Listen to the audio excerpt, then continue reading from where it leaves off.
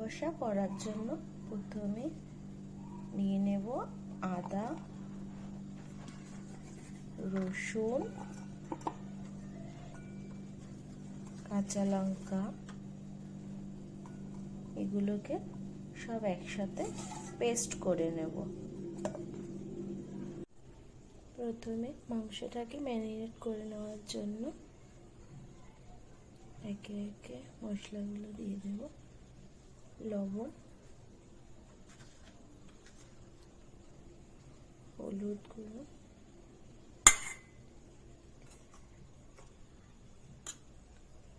আগে থেকে পেস্ট করে রাখা আদা, রসুন, লঙ্কা দিয়ে দেব। আর একটু তেল দিয়ে দেব।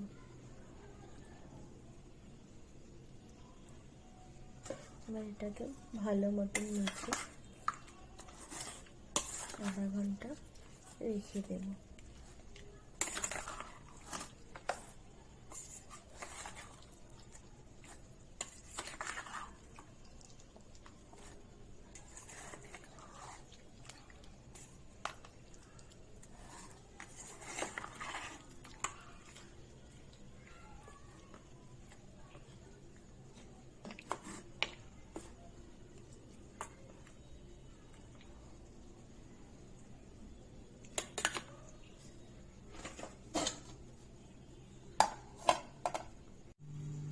কড়াইটা গরম করে নিয়ে এর মধ্যে তেল দিয়ে দেব।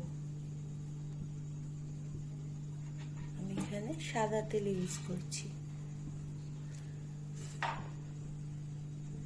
এবার তেল গরম হয়ে গেলে আলু দিয়ে দেব। আলুটা একটু ভাজা ভাজা করে নেব।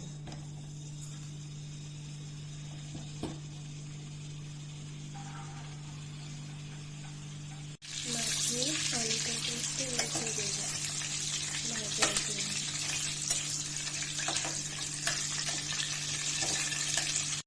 আলুগুলো ভাজা ভাজা হয়ে গেছে। এবার একে একে তুলে নেব।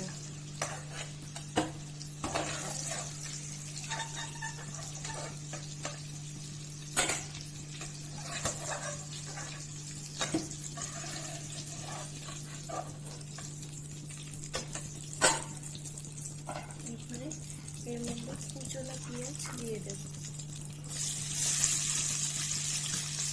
পেঁয়াজগুলো একটু ভাজা ভাজা হবে, ততক্ষণ অপেক্ষা করতে হবে। পেঁয়াজগুলো ভাজা ভাজা হয়ে গেছে। এবার আমি তুলে নেব।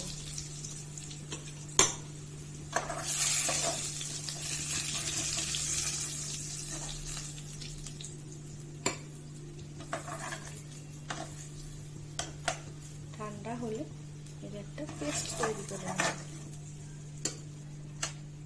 আগে থেকে ম্যারিনেট করা মাংসটা আমি কড়াইতে দিয়ে দেব। একটু নাড়াচাড়া করে দিয়ে তারপরে কিছুক্ষণের জন্য ঢেকে দেব। কড়াইয়ের ঢাকাটা সরিয়ে একটু নাড়াচাড়া করে দেব।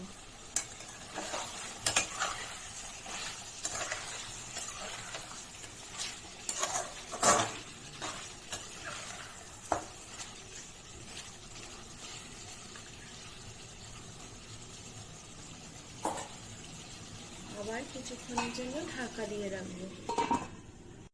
আবারও কড়াইয়ের ঢাকনাটা সরিয়ে কিছুক্ষণ কষিয়ে নেব। যতক্ষণ না তেল বেরোচ্ছে ততক্ষণ কষাতে থাকবো।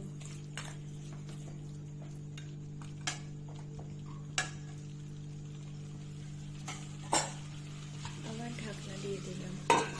ঢাকাটাকে সরিয়ে আগে থেকে পেঁয়াজ বেরেস্তা পেস্ট করাটা দিয়ে দিলাম। এবার ভালো করে মিশিয়ে দেব।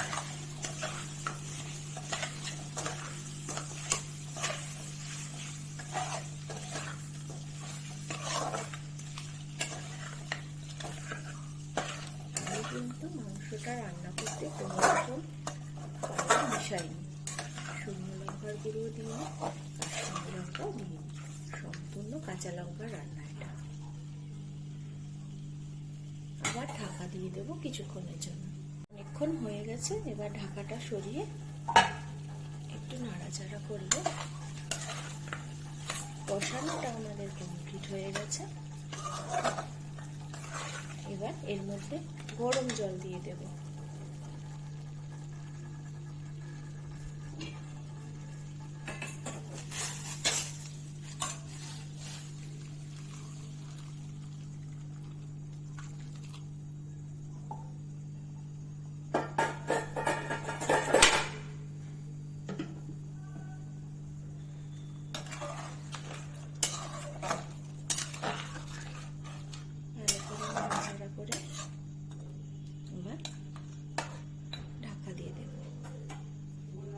মাংসটা ভালোভাবে সিদ্ধ হয়ে যায়।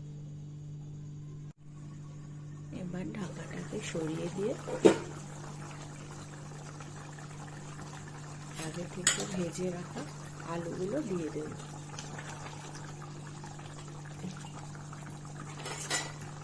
দিয়ে একটু নাড়াচাড়া করে দেবো।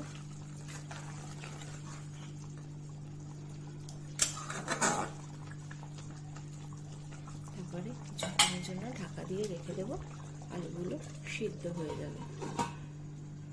হয়ে গেছে। এবার গরম মশলা দিয়ে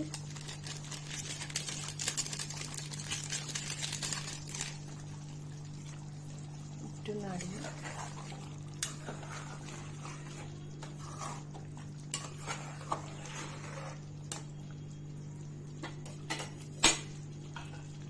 ঢাকা দিয়ে গ্যাসটা বন্ধ করে দেবো। আমার মাটন কষা তৈরি। কেমন হয়েছে দেখতে তোমরা জানিও।